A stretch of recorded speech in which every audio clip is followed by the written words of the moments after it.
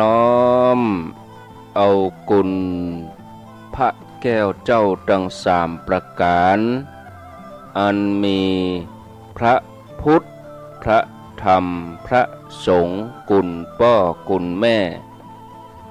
กุลครูบาอาจารย์กุลศีลธรรมกรรมฐานจงมาปกห่มรักษาครูบาอาจารย์พระเจ้าประสงค์ทุกรูปปกห่มรักษาปออกไม่ออกศรัทธาตั้นสาธุชนคนดีผู้สนใจใฝ่ในธรรมทุกท่านขอถวายความเคารพแสดงความนับถือพระมหาเถระพระเถรานุเถระเจ้าคณะพระสังฆาธิการครูบาอาจารย์เจ้าที่เปิดวิทยุฟังอยู่ที่วัดที่วาเวลานี้ขอความสุขความเจริญในธรรมความผาสุกทางใจความสบายทางกาย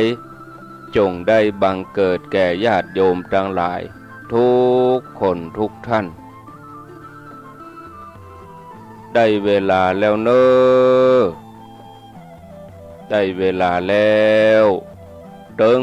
เวลาแล้วได้เวลาสำหรับการรับฟังธรรมะอันเป็นสาระประโยชน์ทางด้านพระพุทธศาสนา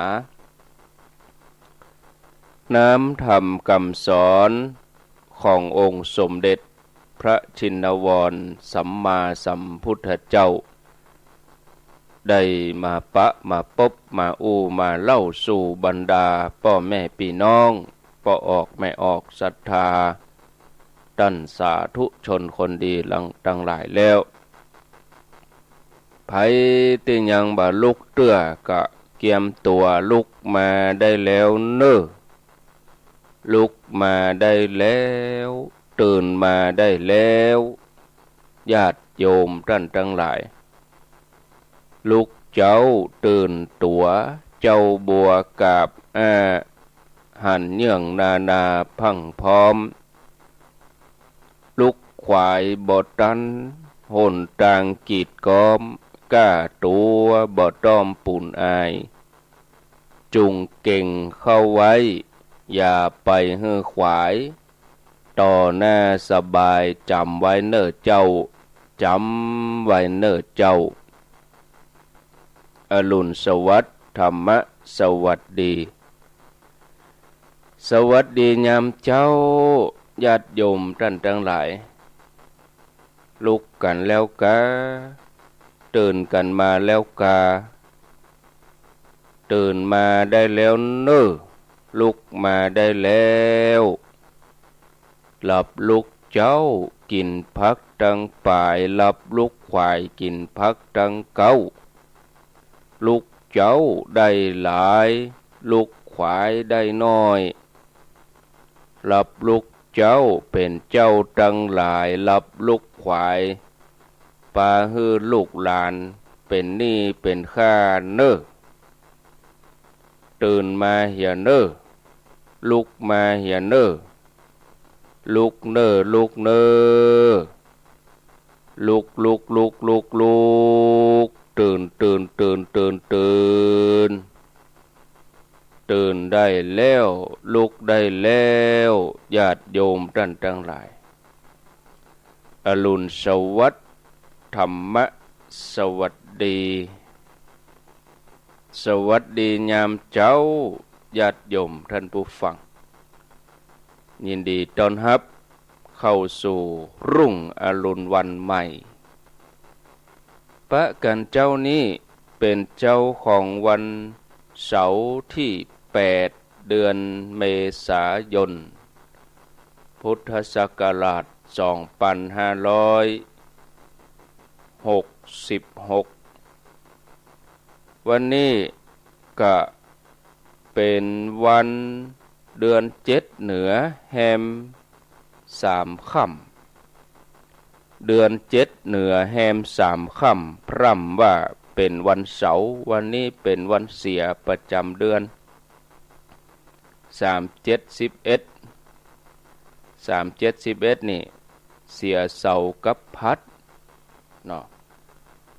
482นี่โสลีกุลุเนี่ยเสียสุกปุตถ้าเป็นเดือน8เดือนหน้านี่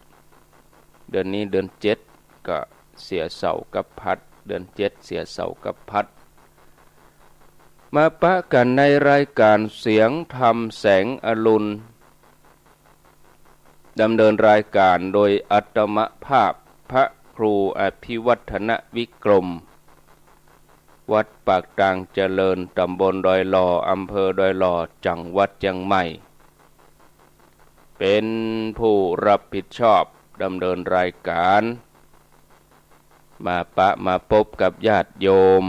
ท่านสาธุชนท่านผู้ฟังทั้งหลายเป็นประจำตั้งแต่เวลาตีห้าเป็นต้นไปปกติแล้ววันนี้วันเสาร์ญาติโยมจะได้ฟังรายการเสียงธรรมจากวัดจันทร์รายการธรรมะภาคภาษาปากยอแต่ว่าวันนี้อาตมาภาพก็มาดำเนินรายการเพราะว่าใกล้งานมาดำเนินรายการแถมเจ้าใกล้งานในวันพุธวันที่9ก็จะมามาจะมาบอกมากล่าวตอบข้อสงสัยแล้วก็ย้ำเตือนใจวันพุธเฮาก็จะมาพบกันในงานสะเก่าดำหัวสุมากะละวะครูบาอาจารย์พระนักจัดรายการญาติโยมก็จะได้สุมากะละวะกันญาติโยมผู้ฟังที่อยู่ในระดับเป็นรุ่นลูกรุ่นหลานก็จะได้สุมากะละวะญาติโยมผู้ฟังที่อยู่ในรุ่นพ่อรุ่นแม่รุ่นปู่ย่ารุ่นตายายรุ่นอาวุโสรุ่นที่เป็นปูชนียบุคคลวันพุธนี้ครูบาอาจารย์พระนักจัดรายการที่เป็นพระลูกพระหลานเป็นตุเจ้าหนุ่มตุเจ้าน้อยอายุวสาน้อยก็จะได้สุมากะละวะครูบาอาจารย์มหาเถระที่มีอายุวสาสูงเป็นมหาเถระเป็นเจ้าคณะพระสังฆาธิการวันพรุ่งนี้ก็จะได้สุมากะละวะกันเป็นความงดงามทำให้เกิดความสามัคคีในหมู่เฮาตั้งหลายเป็นน้ำจิตน้ำใจฟังธรรมะเหมือนกันจิตใจเหมือนอันเดียวกันบ่มีความขัดแย้งบ่มีความโต้แย้งอันนี้คือเป้าหมายบ่ใจว่าเป็นคนฟังธรรมเป็นคนน้อมนำจิตใจมาตั้งธรรมะแล้วอยู่ในหมู่เฮาทั้งหลายฟังรายการคลื่นสีขาวครูบาอาจารย์ทุกเจ้ามาเทศน์มาสอนกล่อมเกลาจิตใจคัดเกลาจิตใจตึงมาเจ้ามาบ่ายมาค่ำตั้งแต่ตื่นมื้นตาจนฮอดนอนเข้านอนเฮาทั้งหลายก็จะต้องมีความดีความงามบ่ใช่ว่ามาอยู่ในกลุ่มในหมู่อย่างนี้แล้วก็มีความขัดแย้งโต้แย้งกันคนนั้นเป็นอย่างนั้นคนนี้เป็นอย่างนี้จ้องก็จะจับผิดกันอย่างอี้บ่ถูกต้องเราจะต้องมองกันในแง่ดีบ่ควรที่จะมองกันในแง่ร้ายถ้าเรามองกันในร้ายมันก็ร้ายไปติๆจิตใจเรามันบังความดีของคนอื่นไปจ้องแต่ว่าเสาะหาข้อบกพร่องใจเราก็บ่สุขตลอดทั้งวันแต่เราเริ่มต้นเราก็เป็นจิตใจที่ดีที่งามมีความเคารพนับถือกันมีน้ำจิตน้ำใจต่อกันญาติโยมทั้งหลายอันนี้เป็นเป้าหมายที่การเผยแผ่ธรรมะเป็นเป้าหมายที่เราได้มาปะกันความเคารพนับถือนี่เป็นที่มาแห่งปัญญา ความเคารพหมายถึงความตระหนักทราบซึ้งถึงความดีที่มีอยู่เป็นการยอมรับนับถือกันด้วยความจริงใจเป็นการแสดงความเคารพนับถือต่อผู้นั้นโดยการแสดงความอ่อนน้อมอ่อนโยนอย่างเหมาะสมทั้งต่อหน้าและรับหลังสิ่งของทั้งหลายในโลกนี้ต่างก็มีคุณสมบัติเฉพาะตัวของมันคนเฮาก็มีคุณสมบัติเฉพาะตัวของแต่ละคนคนนั้นถนัดตั้งนั้นคนนั้นจังตั้งนี้เฮาบ่ต้องไปจับผิดกันบ่ต้องว่ากันโอ้อันนั้นคนนั้นตานนักเหลือฉันคนนี้ทำดีกว่าฉันคนนั้นอย่างมาได้หน้านักกว่าฉันถ้าเกิดเพียงเตยนี่ก็แสดงว่าจิตใจตกต่ำอันนั้นเฮาหันคนอื่นตานหันคนอื่นทำความดีหันคนอื่นเปิ้นมีความสามารถเฮาก็จะต้องยกย่องมีมุทิตายินดีกับเปิ้นโอ้ดีแล้วเปิ้นเนี่ยเปิ้นทำก็ดีแล้วที่เปิ้นตั้งใจมานี่บางคนนี่โอ้เดินทางมาไกลบางทีเฮาก็จะต้องแสดงออกการต้อนรับปฏิสันถานนี่มันสำคัญบ่ใช่ว่าโอ้คนเปิ้นมาไกลแล้วก็มาต้อนรับด้วยคำอู้ที่บ่ไพเราะบ่อ่อนหวานก็ทำให้คนที่เปิ้นมานั่นบ่ใครม่วนใจโอ้มางานวันนั้นบ่ใครม่วนใจเนี่ยได้ยินกรรมนั่นกรรมนี้วันพูกนี่เป็นวันมงคลเต๊ะๆอันใดที่บ่ดีอันใดที่มีความบ่ม่วนใจจะไปเอามายุ่งใจวันพูกเป็นวันม่วนใจเป็นวันสุขใจบ่ใช่ว่าโอ้มานั่งโอ้กันก็ถามนินทาว่าคนนั้นว่าคนนี้หน่อยโอ้วันพูกนี่ถ้าไผกล่าวอย่างนี้ไผมีกรรมอย่างนี้ก็เป็นอัปมงคลตลอดเพราะวันพูกนี่เปิ้นเป็นวันมงคลกันถ้าเฮาเอาเรื่องที่มันเป็นมงคลมาอู้ตำหนิติเตียนวันพูกนี่เปิ้นมาสุมมากันแล้วเฮาจะไปทำกรรมซ้ำเข้าไปทำเฮาบอกควรที่จะเอากรรมนั่นน่ะซ้ำเข้าไปกรรมบ่ดีวันพูกนี่เฮาได้ชำระล้างช่วยคือมันหมดมันใหม่จะว่านั่งโอ้กันก็โอ้กะกรรมอันบ่ดีเนี่ยมันจะทำให้ใจเฮาขุ่นมัววันพูกนี่เป็นวันดีเนี่ยอย่างถึงทำวันพูกเพราะว่ากึดแล้วว่ามันเป็นวันดีคือเฮามีความดีต่อกันนะญาติโยมดังหลายญาติโยมอย่างที่ว่าน่ะคือเฮามีความอ่อนน้อมเคารพอ่อนโยนเหมาะสมนะสิ่งของทั้งหลายในโลกนี้ก็มีคุณสมบัติในตัวคนเฮาก็เหมือนกันตามความเป็นจริง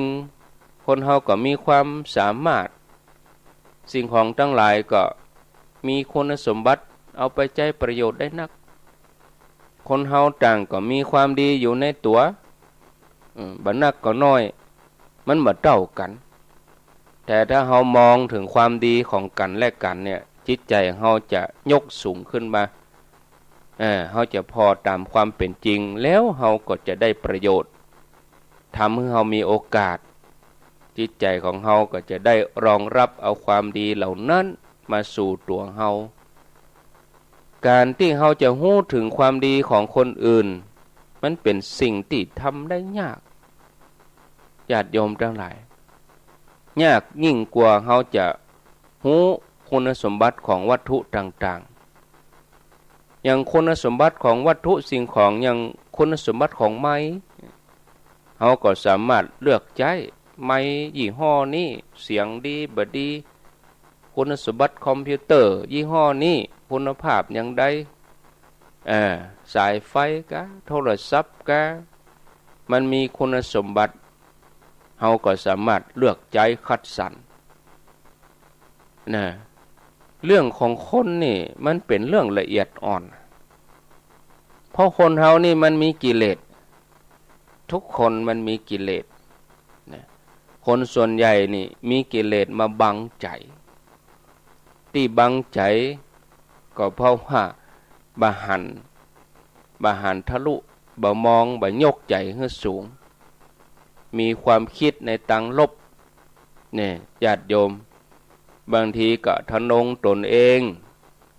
ว่ามีความรู้ว่าอยู่สูงว่ามีเงินว่ามีบริวารว่ามีอันยังต่างๆแล้วเนี่ยมันทำให้คนเขามีอัตตาสูงมีความทะนงตัวบางทีก็ทำแบบหันความดีของคนอื่นเหมือนม่านบังตาเหมือนหมอกมัวหมอกมุงมัวเนี่ยเมื่อบหันความดีของคนอื่นก็บ่สนใจที่จะถ่ายทอดความดีเหล่านั้นมาสู่ตัวในสมัยพระพุทธเจ้าของเฮาตอนที่พระองค์เสวยชาติเป็นสุเมธดาบสพระองค์ทรงได้เลือกเป็นว่าจะได้ตรัสรู้เป็นพุทธเจ้าได้รับการคัดเลือกซึ่งก็คือการได้ปั้มเพ็งบารมี10ทัศ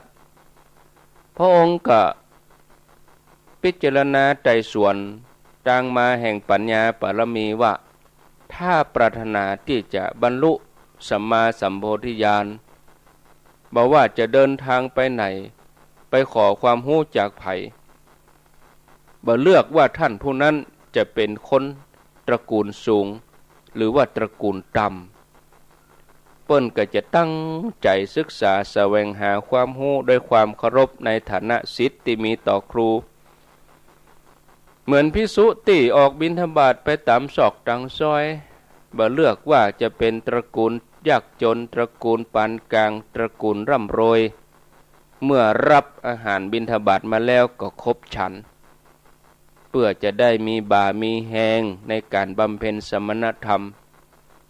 เมื่อพิจารณาอย่างนี้ตลอดพระองค์ก็ปั้มเพ็งปัญญาบารมีเมื่อเปิ้นปฏิญาณตนอย่างนั้นแล้วก็ตั้งใจเข้าไปสอบถามแสวงหาความรู้จากครูบาอาจารย์สำนักต่างๆด้วยความเคารพนอบน้อมบ่ถือตัวอวดดีทำให้พระองค์มีปัญญาเฉียบแหลมบางภพบางชาติเกิดมามีสติปัญญาอันดีเลิศห่ำเฮียนเขียนอ่านจากอาจารย์เพียงบักกี่วันก็หู้แจ้งแทงตลอดทะลุปุโป่งในคำสอนของครูบาอาจารย์นั้นแม้ภพชาติจะมาตัดช่วงทำให้หลงลืมไปพ่องได้หูปกายใหม่แต่สติปัญญาความรู้ทั้งหลายที่เคยห่ำเฮียนมาก็ยังคงฝังอยู่ในดวงจิตข้ามภพข้ามชาติเมื่อได้เกิดมาห่ำเฮียนวิชาเก่าๆก็รู้สึกว่าเฮียนง่ายบ่ลำบากในการที่จะศึกษาจดจำสามารถเข้าใจง่ายอย่างรวดเร็วมาถึงภพชาติปัจจุบันเปิ้นก็เฮียนจบศาสตร์ถึงหมด18สาขาใช้เวลาเพียงบักกี่วันพระองค์ก็มีความเคารพต่อครูบาอาจารย์เสมอต้นเสมอปลายบ่เคยลบหลู่ดูหมิ่นมีแต่การให้เกียรติแล้วก็ยกย่องมาถึงภพชาติสุดท้ายก็ได้มาตรัสรู้เป็นพระสัมมาสัมพุทธเจ้าเมื่อเสด็จออกบวชได้เข้าไปศึกษาจากสำนักอาลาลดาบทอุทกดาบทซึ่งเป็นนักพรตผู้มีชื่อเสียงในยุคนั้นพระองค์เป็นเพียงว่าคนอยู่ได้เพียงแค่7 วันศึกษาอยู่นั่น7 วันเนี่ยเรียนอยู่7 วันก็ฮู้แจ้งในความฮู้เหล่านั้นนะจนอาจารย์เอ่ยปากให้พระองค์ช่วยเป็นอาจารย์สอนลูกศิษย์ทั้งหลายแทนอยู่กรรมแต่พระองค์พิจารณาหันว่าความรู้ที่มีนั้นบ่สามารถที่จะหลุดพ้นจากทุกข์ในสังสารวัฏได้พระองค์ก็ปฏิเสธในข้อเสนอของอาจารย์แล้วก็ตัดสินพระทัยเดินทางแสวงหาโมกขธรรมด้วยพระองค์เองเมื่อพระองค์พิจารณาตั้งอกตั้งใจปฏิบัติพระองค์ก็ได้ตรัสรู้อนุตตรสัมมาสัมพุทธญาณ ในวันที่ประทับอยู่ที่ต้นอชปละนิโคธฝั่งแม่น้ำในลัญชลาตำบลอุรุเวลาเสนานิคมพระองค์ก็มาปริวิตกว่าคนที่บ่มีความเคารพบ่มีความยำเกรงนะก็จะอยู่เป็นทุกข์ควรที่สักการะเคารพพึ่งพิงสมณะหรือพราหมณ์ผู้ใดหนอพระองค์ก็ไตรตรองหันว่าการที่ต้องไปสักการะเคารพพึ่งพิงสมณะหรือพราหมณ์ผู้ทรงคุณธรรมก็เพื่อตำศีลขันธ์สมาธิขันธ์ปัญญาขันธ์วิมุตติขันธ์ที่ยังบ่บริบูรณ์บริบูรณ์แต่พระองค์ก็บ่ได้หันสมณะหรือพราหมณ์เหล่าอื่นถึงพร้อมด้วยศีลสมาธิปัญญาวิมุตติญาณทัศนะ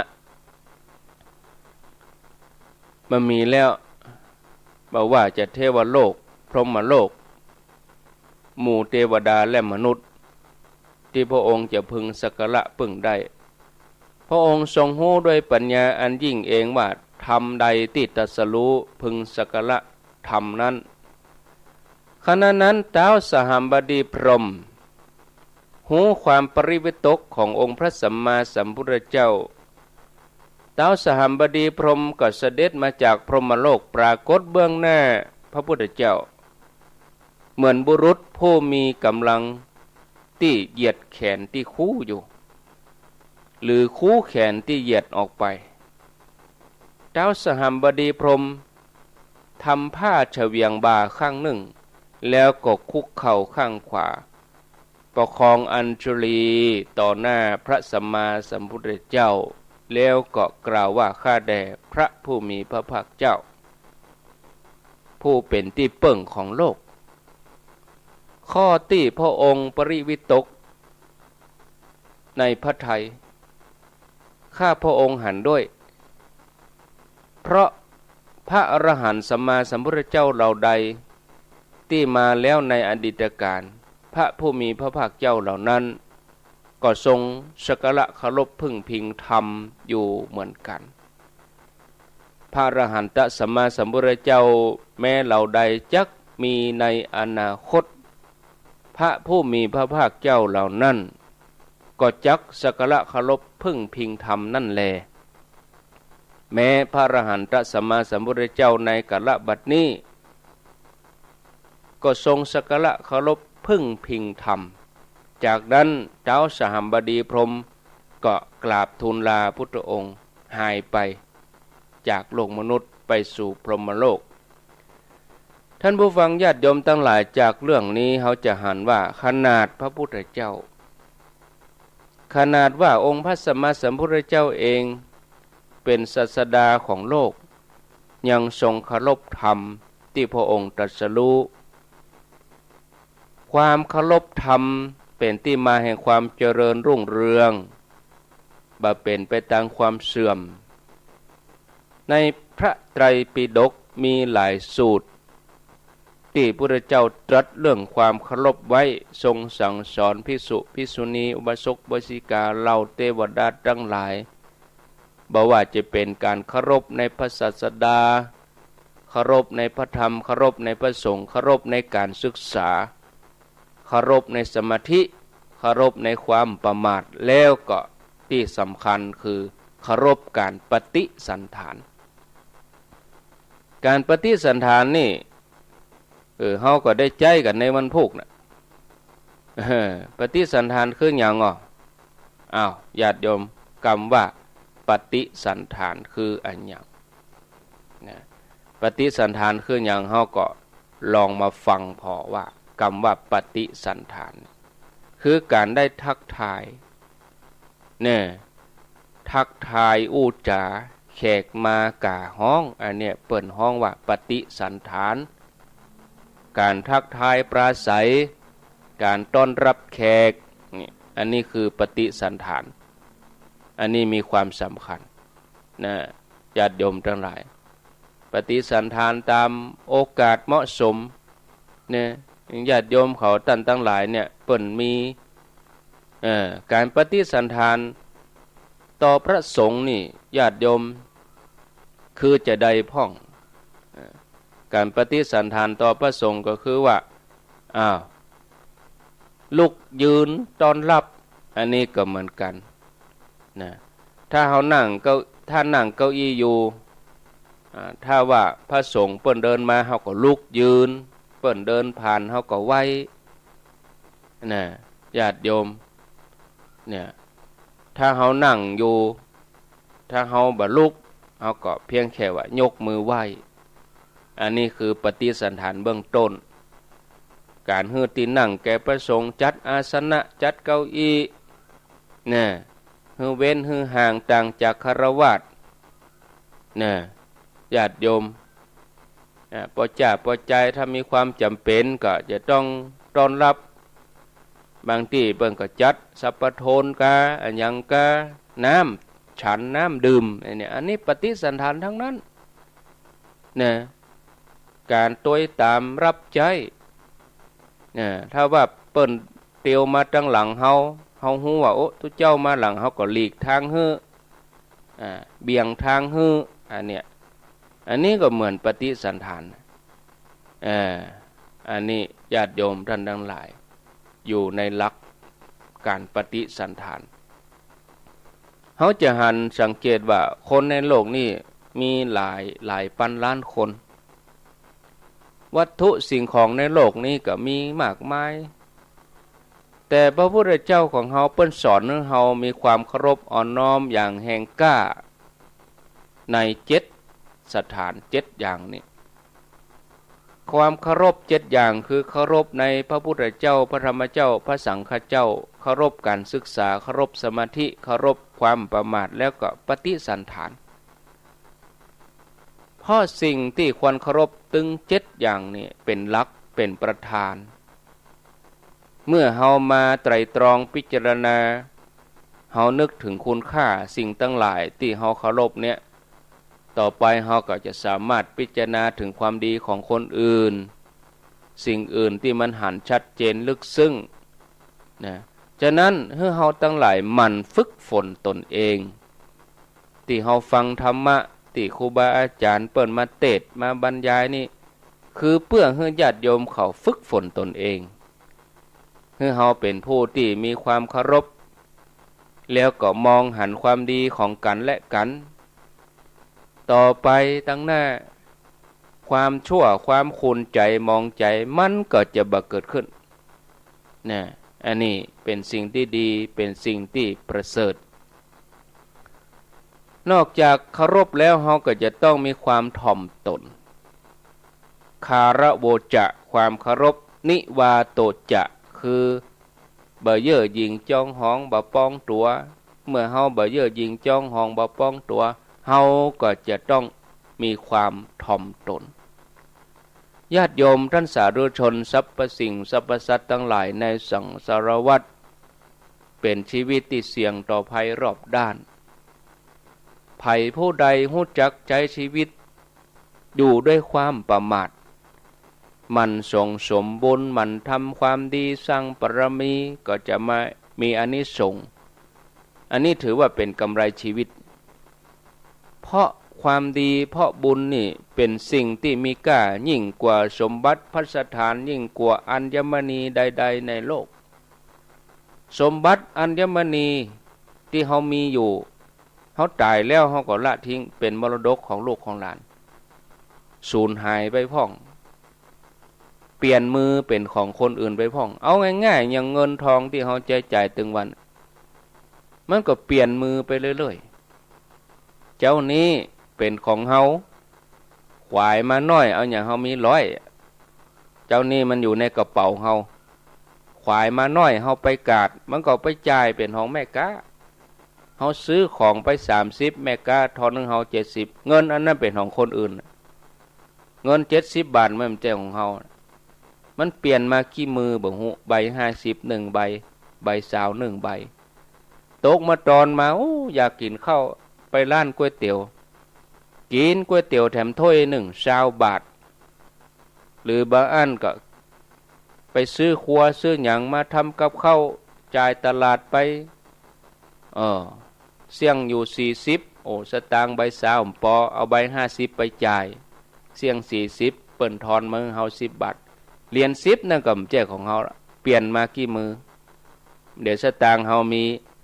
จาก100เฮาก็เหลือ30ตอนตั้งแต่มาเจ้าเนี่ยโอ้ไอติมมาอยากกินไอติมซื้อไอติมแหม10 บาทเสียงไปเหลือ20โอ้โทรศัพท์มีสตังค์เติมเงินไปอย่าหมด แม่กาที่ได้เงินจากเฮาที่เฮาไปจ่ายกาดไปซื้อครัวซื้อหยังเนี่ย30 บาทแม่กาก็เอาไปเป็นน้ำมันรถเอาไปให้ลูกเงิน30 บาทที่แม่กาได้จากเฮาไปก็ไปสมทบกับเงินคนอื่นอยู่ในโป้ในกระเป๋าอยู่ในกระเป๋าแม่กาจากเงินคนอื่นเปาะกันแม่กาก็ไปจ่ายครัวต่อแถมเนี่ยมันเป็นอย่างนี้แม้กระทั่งอัญมณีเงินทองที่เฮาใส่ทองที่เฮามีเนี่ยบางทีเฮาก็มีแล้วเฮายังบ่กล้าเอามาใส่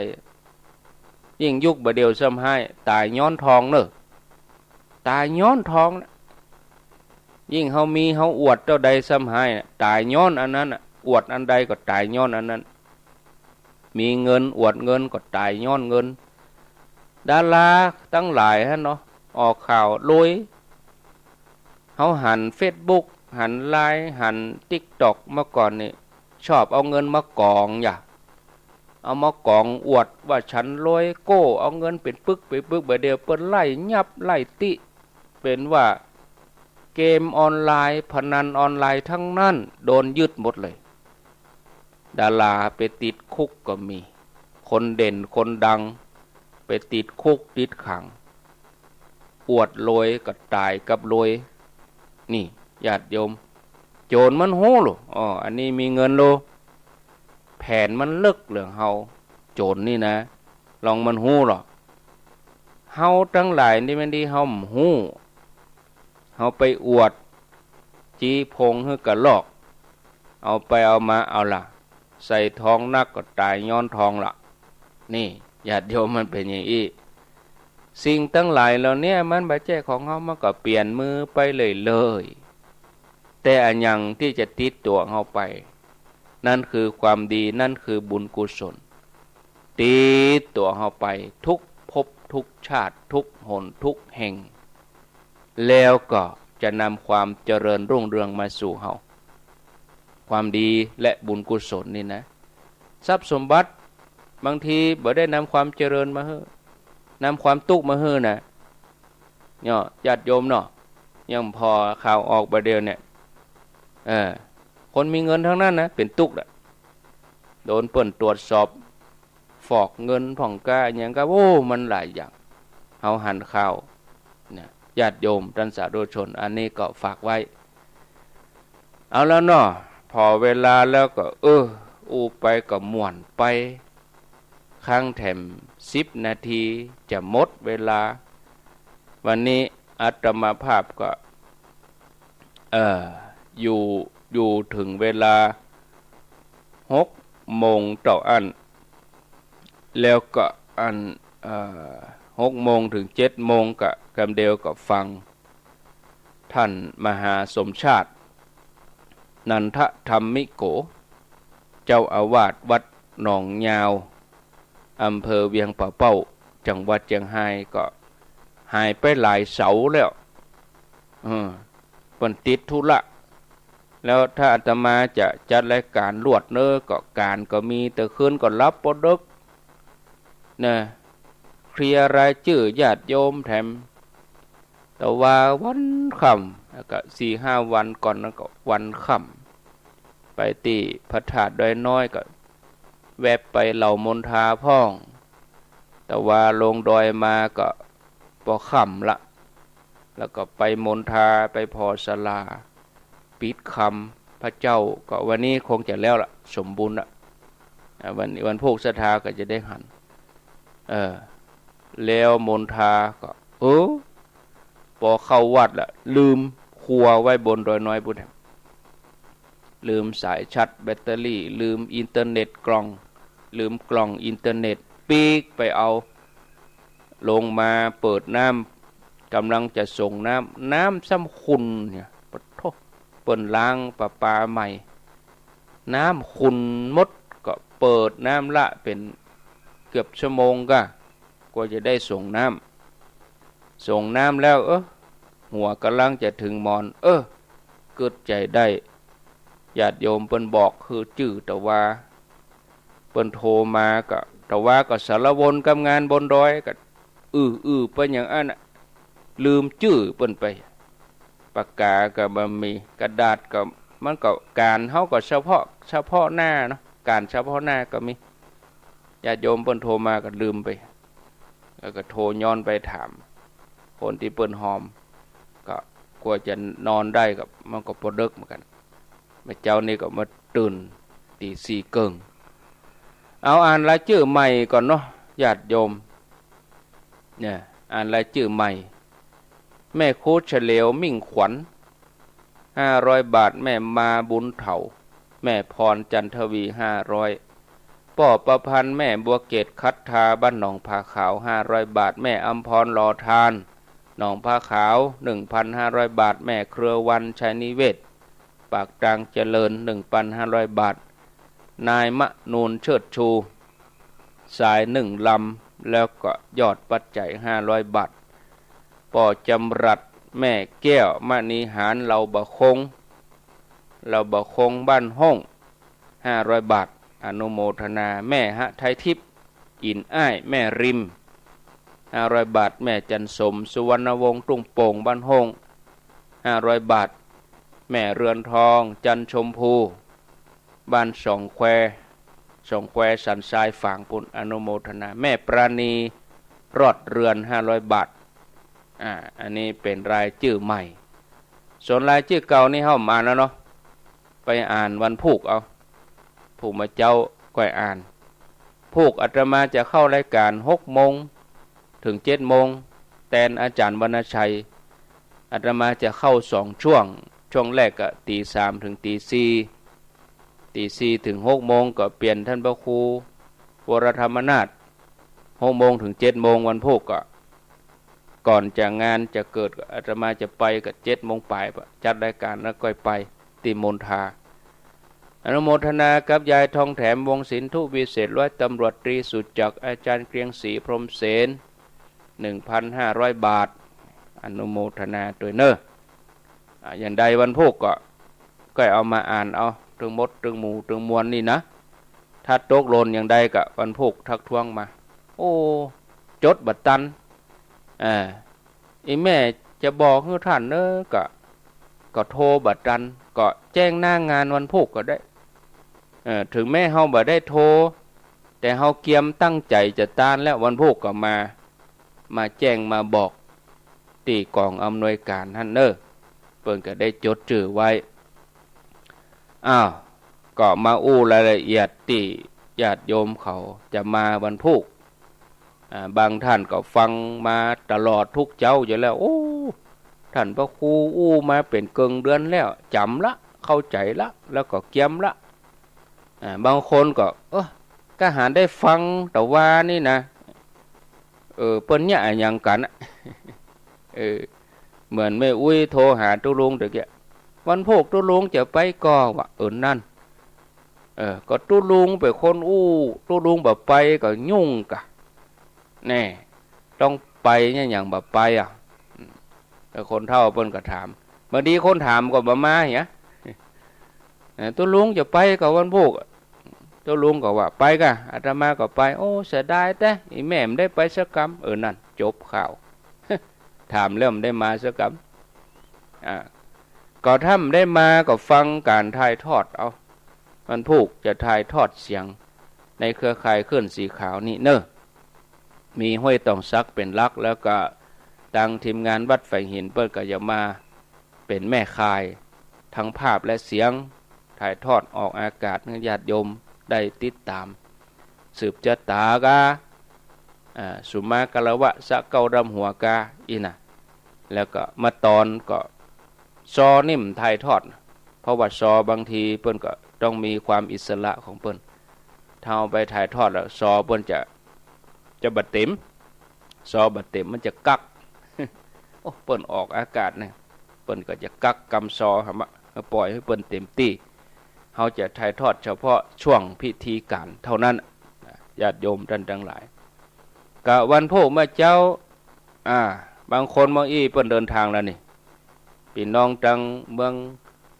ฝางพี่น้องเวียงป่าเป้าพี่น้องลำปางที่เปิ้นอยู่ไกลบางอีนี่เปิ้นเดินทางละการเดินทางนั้นก็แล้วแต่เนาะจะมา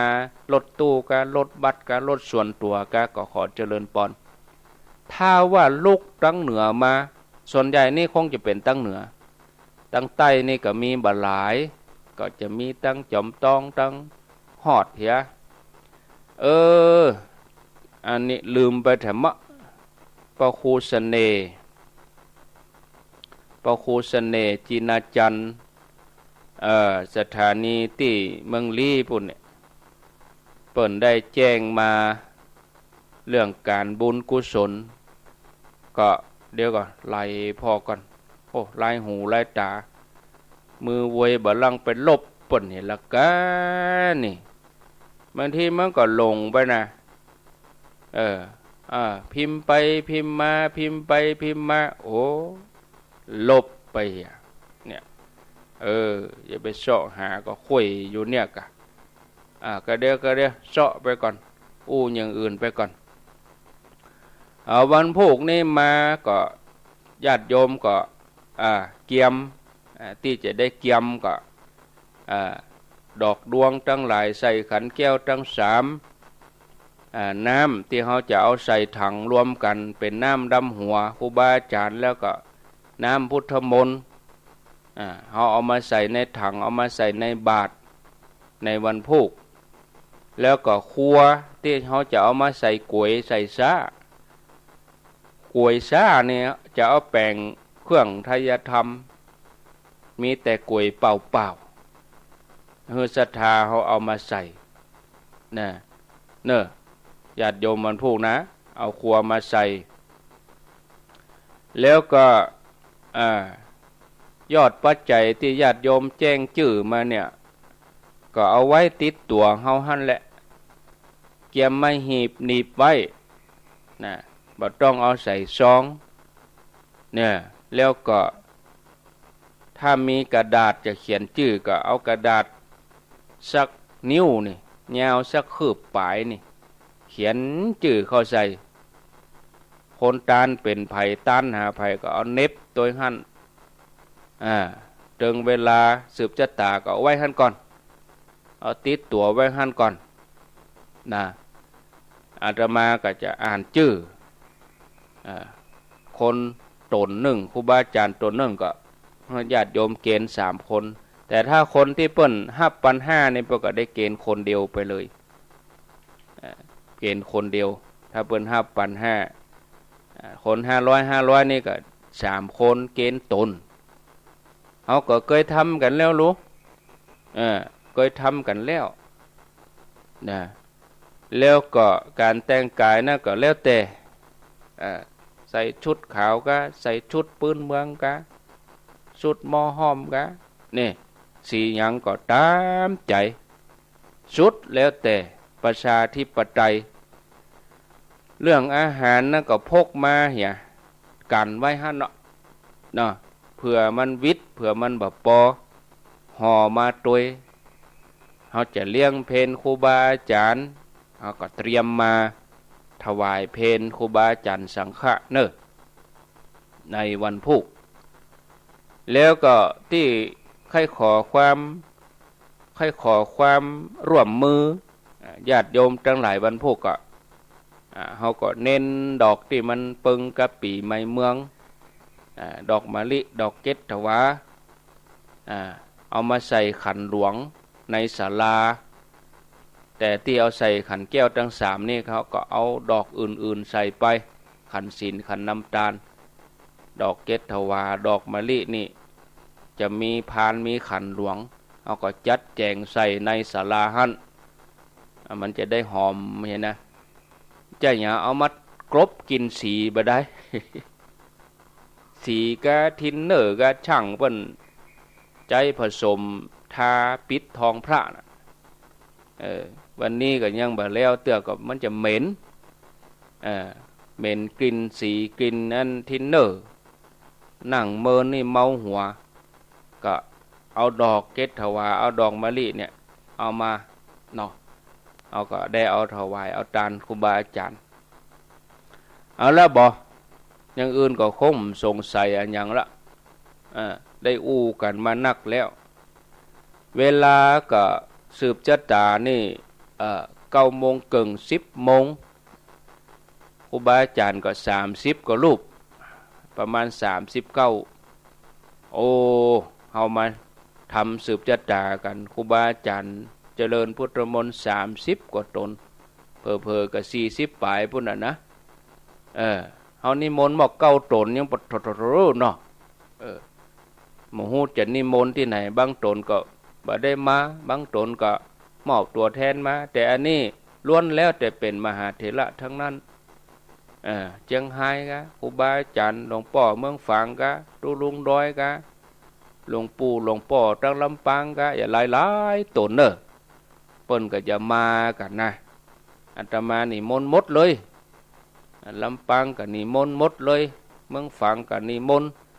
ตึงพระเจ้าหน้าที่ตุปีเลินเขานะตั้ง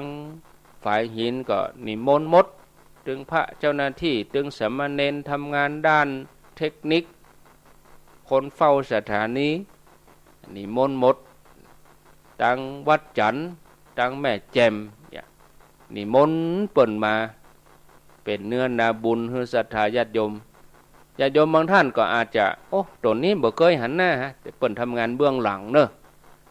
ตนนี้เปิ่นได้จัดรายการก็ได้จัดแต่ว่าเปิ่นเป็นฝ่ายเทคนิคเปิ่นดูแลสถานีฮื้อบางตนเปิ่นเฝ้าอยู่หั่นเสียงดับไปเปิ่นก็แก้ไขฮื้อตนที่อัญญาตมาเขานี่ญาติโยมเขาก็หันมันอยู่ละอยู่ตั้งหน้าอยู่ตั้งหลังเป็นเบื้องหลังทำงานเมื่อกี้พอผมแท็กบางตนนี่เปิ้นบัตรนัดเปิ้นถนัดงานอย่างนั้น